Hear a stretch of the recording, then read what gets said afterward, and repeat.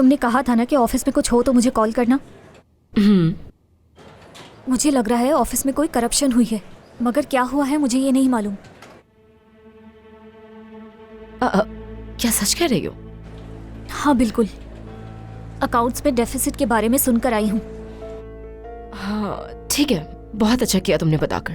अगर तुम्हें इस बारे में और कुछ पता चले तो मुझे फौरन कॉल करके बता देना, मैं इंतजार करूंगी। हाँ क्यों नहीं, कुछ पता चलता है तो कॉल करती हूँ। ठीक है, याद से।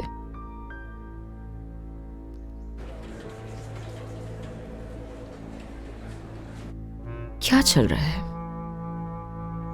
इसका मतलब ये कि कंपनी में कोई करीम के पैसे चुराना चाहता है। मैं ये नहीं होने दूंगी कभी भी। उन पैसों पर सिर्फ और सिर्फ मेरा हक है और किसी का नहीं।